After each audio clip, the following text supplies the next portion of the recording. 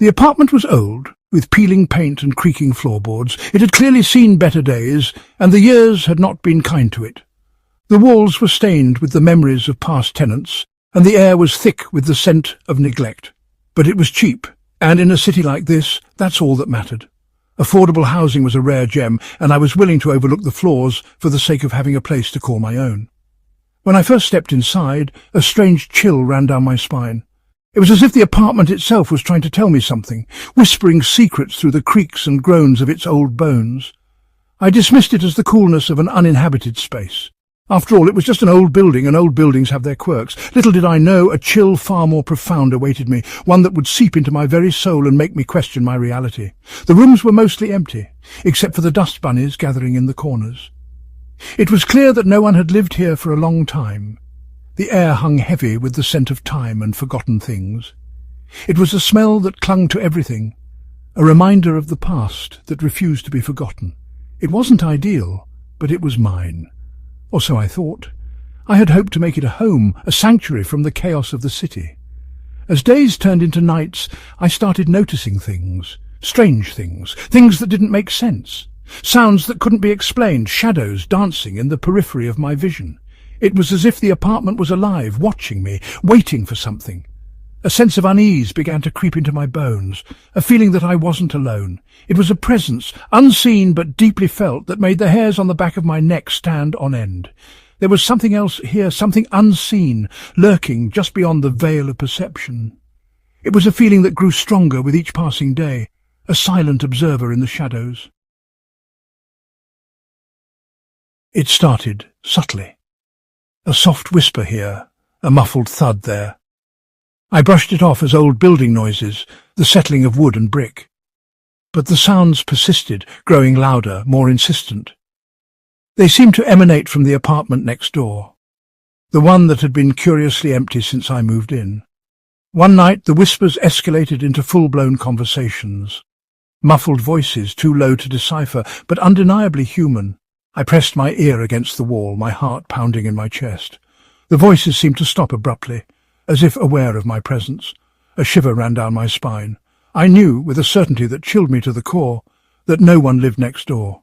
The apartment had been empty for months. The landlord had told me so himself, so who or what was I hearing? The next morning, curiosity got the better of me. I had to know what lay behind that door, what secrets the empty apartment held. I knocked, my knuckles rapping against the aged wood. Silence. I tried the handle, half expecting it to be locked. To my surprise, it turned effortlessly. The apartment was eerily silent, the air thick with dust and the faint scent of decay. The only furniture was a solitary wooden chair sitting alone in the middle of the room. It looked ancient, its once polished surface now dull and scratched. As I stepped inside, a cold draught seemed to wrap around me, sending goosebumps erupting across my skin. It felt like stepping into a tomb, a place where time had stood still. And that chair, standing alone in the centre of the room, seemed to beckon me closer. I couldn't shake off the feeling of unease that clung to me like a shroud. It was as if the very air around me was thick with secrets, whispering in hushed tones that only I could hear. I decided to approach the landlord, a gruff old man with eyes that seemed to hold a lifetime of secrets. His demeanour was as shadowy as the dimly lit corridors of the building. He listened patiently to my story, a strange look flickering across his face. It was as if he was weighing each word, deciding how much to reveal and how much to keep hidden. "That apartment," he finally said, his voice raspy with age, "it's been empty for years." His words sent a chill down my spine, the kind that makes you question reality. The last tenant, a young woman, she just disappeared. The word disappeared echoed in my mind, conjuring images of unsolved mysteries and lost souls. Disappeared? The word hung in the air between us, heavy with unspoken implications. It was as if the walls themselves were holding their breath, waiting for the next revelation. I pressed him for more information, but he clammed up, shaking his head and muttering about things better left undisturbed. His reluctance only fueled my curiosity. I left his office more disturbed than before. The shadows seemed to follow me, whispering secrets I couldn't quite grasp. The missing tenant, the strange noises, the empty room with the solitary chair. Each piece of the puzzle seemed to fit into a larger, more terrifying picture. It was all too much to be a coincidence. The threads of fate were weaving a story that demanded to be told. There was a story here, a dark and unsettling story, and I was determined to uncover it. No matter where it led, I knew I had to follow the trail of shadows and secrets. Days turned into weeks, and I found myself drawn back to the empty apartment, compelled by a force I couldn't explain. I spent hours poring over old newspapers, searching for any mention of the missing tenant. The librarian, a kind woman with a penchant for local history, offered to help. She unearthed a faded article tucked away in the archives. The headline jumped out at me: "Local woman vanishes without a trace." The article was brief, detailing the disappearance of the young woman from the apartment next door. There were no leads, no suspects, no trace of her ever since. As I read the article, a chilling thought struck me. The date of her disappearance coincided with the day I first heard the whispers in the wall, the day I felt a presence in my new home. I returned to my apartment that night, my mind racing with questions and dread.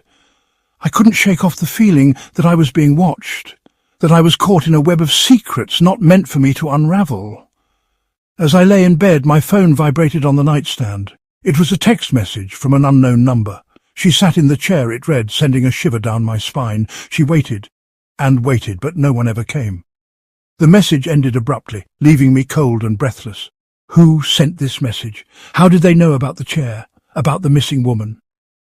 A wave of fear washed over me, so intense it was almost paralyzing. I was in over my head, I realized, entangled in something far darker and more dangerous than I could have ever imagined. Suddenly, a knock echoed through the apartment. 3 sharp raps on the wall, the same wall I heard the whispers coming from. My blood ran cold. I had been living in this apartment for only a few weeks, and already strange occurrences had become a nightly routine.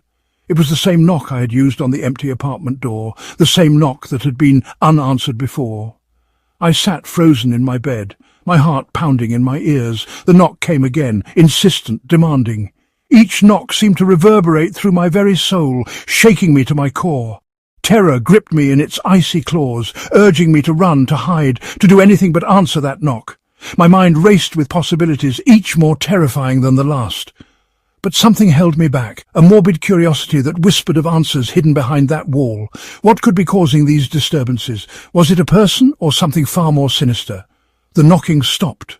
Silence descended, heavy and suffocating. I lay there for what felt like an eternity, caught in the grip of terror and uncertainty. The unanswered knock echoed in the silence, a haunting reminder of the mysteries that lay hidden within the walls of my new home. I couldn't shake the feeling that I was being watched, that something was lurking just out of sight. And as the night wore on, I couldn't escape the chilling realization that whatever secrets this apartment held, they were far from over. The air was thick with tension, and every creak and groan of the building seemed amplified in the oppressive silence. I knew I had to uncover the truth, no matter how terrifying it might be. The unanswered knock was just the beginning, a prelude to the horrors that awaited me in the shadows. The unanswered knock echoed in the silence, a haunting reminder of the mysteries that lay hidden within the walls of my new home. And as the night wore on, I couldn't escape the chilling realization that whatever secrets this apartment held, they were far from over.